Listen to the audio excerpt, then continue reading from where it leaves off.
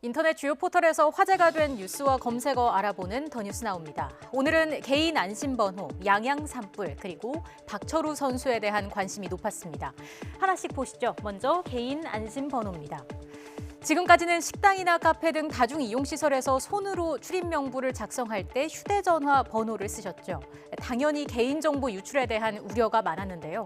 오늘부터는 개인 안심번호를 사용하실 수 있습니다.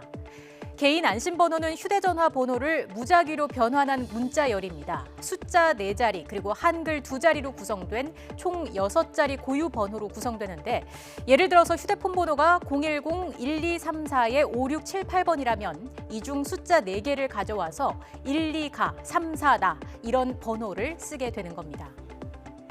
개인 안심번호는 QR코드 발급기관인 네이버나 카카오, 패스 등에서 발급을 받을 수 있습니다. 한 번 발급받으면 코로나19가 종식될 때까지 같은 번호를 계속 사용할 수 있습니다.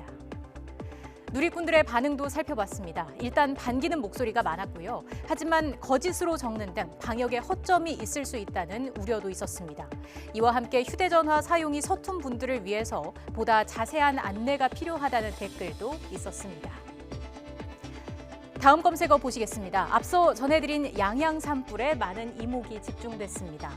강풍을 타고 번진 산불은 5시간여 만에 진화되고 잔불 정리에 들어갔죠. 하지만 과거 대형 산불의 악몽도 있었던 만큼 밤새 많은 분들이 놀란 가슴을 쓸어내렸습니다. 사실 지금부터가 가장 산불을 조심해야 하는 시기입니다. 최근 5년간 임야 화재 통계를 보면 2월부터 4월 사이에 이때 전체의 절반 이상이 집중됐습니다. 우리가 기억하는 대형 산불 대부분이 여기에 해당합니다. 2005년 낙산사를 집어삼킨 산불, 2018년 고성 산불, 그리고 2019년 강원 영동을 덮친 대형 산불도 모두 이 시기에 발생했습니다. 화재는 부주의로 발생하는 경우가 압도적이었습니다. 그중에서도 쓰레기 소각이나 담배꽁초, 논밭두렁 태우기로 인한 화재가 약 80%를 차지했습니다. 강원 동해안에는 내일까지 초속 30m가 넘는 강풍이 분다고 하니까요. 작은 불씨 하나도 철저하게 관리하셔야겠습니다. 세 번째 검색어 보시죠. 남자 배구 한국전력의 박철우 선수를 검색하는 사람이 많았습니다. 박철우 선수가 이상열 KB 손해보험 감독을 향해 작심 비판을 했기 때문인데요.